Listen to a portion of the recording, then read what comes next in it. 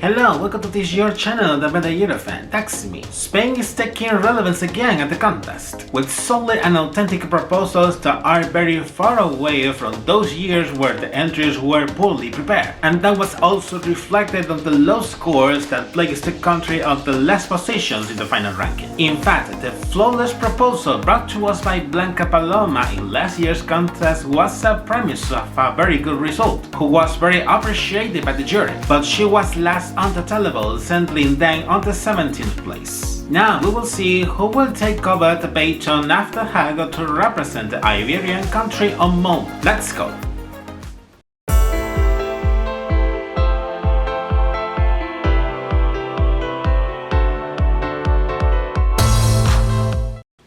For today's episode, I'm going to review the Spanish entry for Eurovision 2024, which will be represented by the duo Nebulossa with the song Zorra, which in English translates as Vixen or Foxy. We start by taking a look at the biography and career of this couple before waving the Spanish colors on Sweden.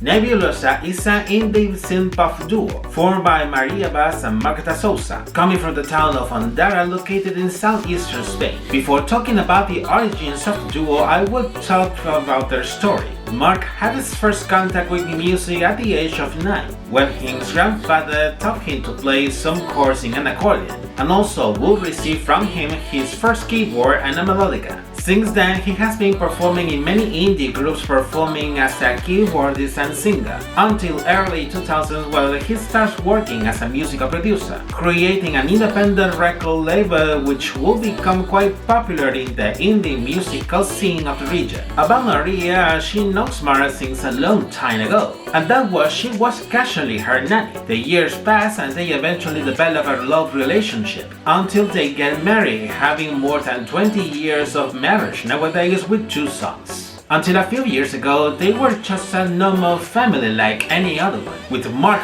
working full-time in the recording studio, and Maria being owner of a spa. Then in 2018, they decided to start a musical project together, in which the name comes from a particular anecdote. During a family travel they had done to the Catalonian Pyrenees, they enrolled into a guided visit in an astronomical observatory, and during that visit nebulae were mentioned constantly. Since these are mainly observed and studied there, they decided to take the translation of that word to Valencian, which is a variation of the Catalan language, with a stage name they will use. Nebulossa was being born. In 2020 they will release their first singles, which will eventually take a part of their debut studio album they will release the following year. They will be releasing new music during 2022, until they think about projecting themselves much more locally and abroad. Then comes the idea of attempting to go to Eurovision. Curiously, in the beginning they attempt to do it for San Marino, with the goal to attend in this case to the competition held last year on Liverpool, United Kingdom. In late December 2022 they will attempt to participate at Una Voce per San Marino, the national final which selects the representative for the microstate of the contest, making an audition with 2 tracks of their first album together with Ofelia Alibrando, which usually plays the electronic drums during their live performances. But unfortunately, they could not get a pass to the semi-final round. Despite the failed attempt, they do not stop on releasing new music, with many singles released during last year, until Maria will have an interesting idea: try to promote their musical project by sending an entry for Benidorm Fest, without Mar realizing about her intentions at first. Let's take a look on how it begins what it will be their biggest adventure of their musical career. The Spanish public broadcaster will organize what it went to be the 3rd edition of their national final Benidorm Fest, to pick the artists and the song that would represent Spain or Sweden. The selection mechanism will remain pretty similar. In one hand, opening the submission period just after the contest on mid-May until mid-October last year, for the Spanish artists and songwriters who wanted to take part in the competition, and in the other hand,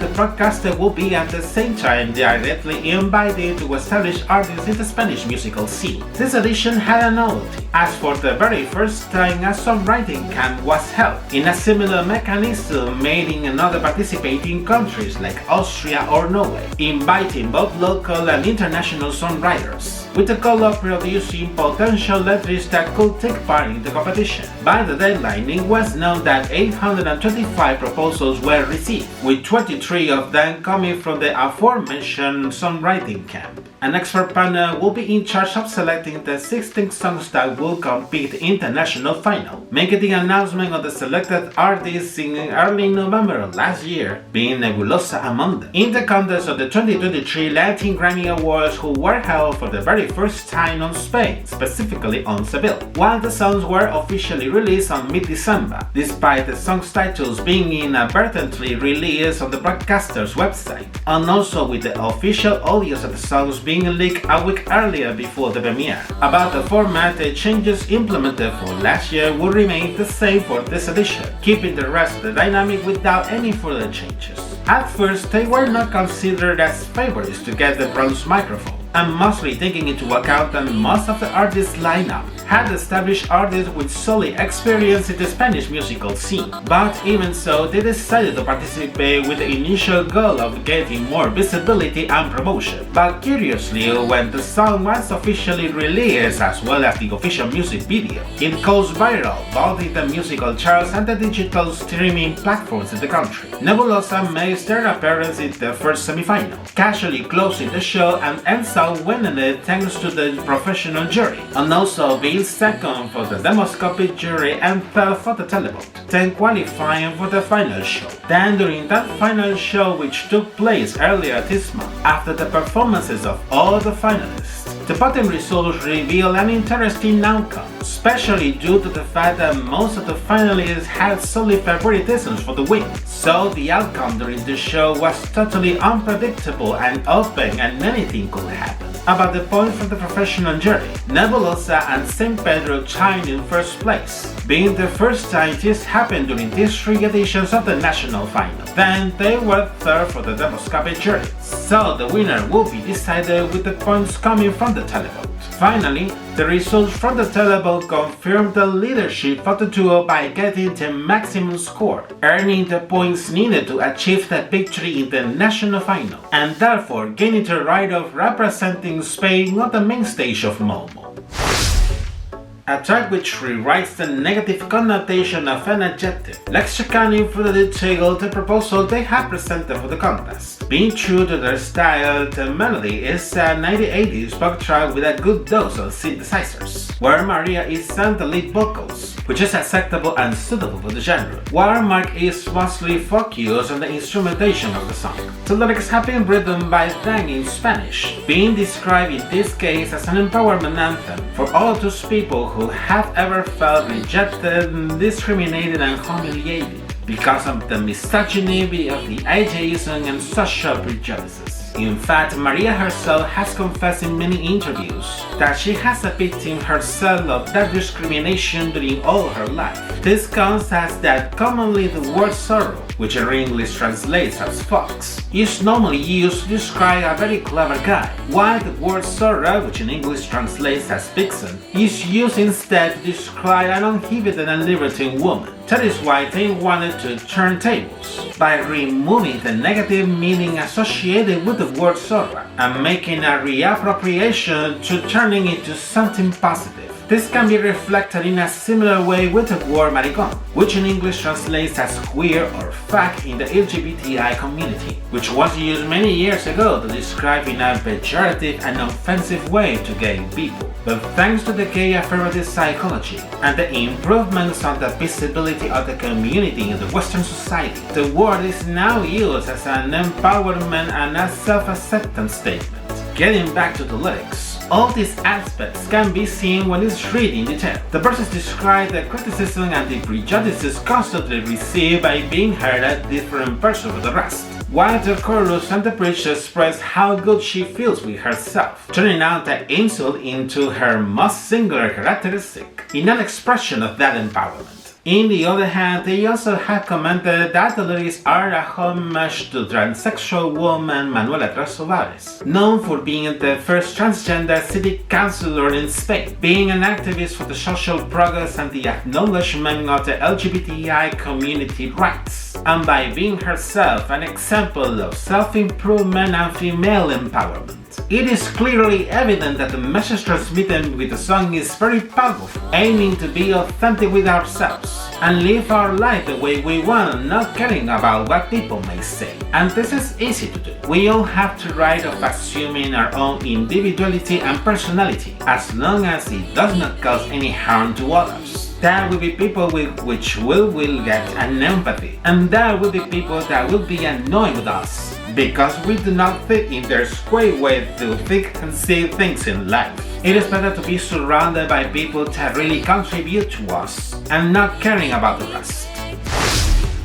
It is clear that the song outstands for being really transgressive. Let's take a look on how they translate the context and the message of the song through the official music video. The plot begins with shots of Maria, while there are projections of her with the song's title repeated several times, which can be associated with how many times people try to denigrate and look down on somebody for being or behaving in some way. Then when she starts to perform the first verse, she is seen together with Mark on the keyboards and Ophelia in the electronic drums, on a small stage of what it looks like a concert room, where there is a lot of senior people watching their performance. It is curious the shot scene with the gentleman looking at her with gestures of discomfort and disregard, evidently in a clear expression of how it is expressed, unfortunately, the misogyny in the society we live. But in the other side of the coin, the ladies feel empathic and identify with her. During the first chorus and the second verse, there are shots of Maria dancing and moving in an uninhibited way, while the projections with the word Zorra are still seen on her. Towards the second chorus, the scene goes back to the concert room where they are performing the song, and the ladies at the same time are cheering up themselves from their seats, enjoying the performance without caring about what are saying the gentlemen of the room. With the bridge, more shots with Maria in her uninhibited attitude are still seen, as well as other ones with the ladies dancing with the song in the concert room. I think this is really nice, by the way,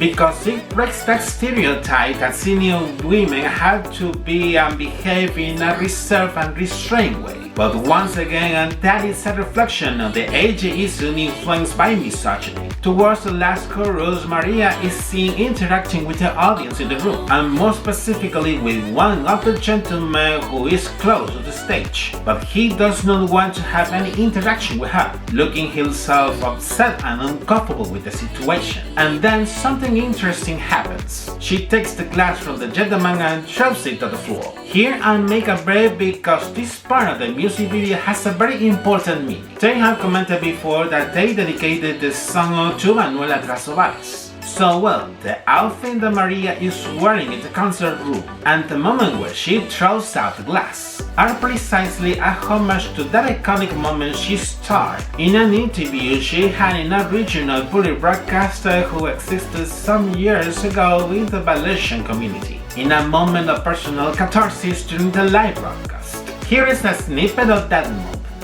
Yo soy artista, soy cantante de ópera, soy mezzosoprano dramática, pero aparte de esto, soy una persona que adora la estética.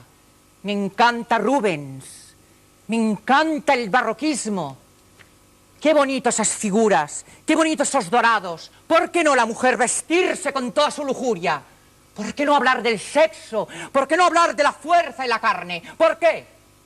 ¿Por qué nos hemos de reprimir? ¿Por qué? Durante tantos años la represión y la máscara. ¿De qué me tengo que disfrazar ahora? ¿De una qué? ¿De una qué me tengo que disfrazar ahora? ¿De qué? ¿De qué? ¿De qué me tengo que disfrazar ahora? ¿De qué? A ver, ¿de qué? ¿De qué? A ver, ¿de qué? ¿De qué?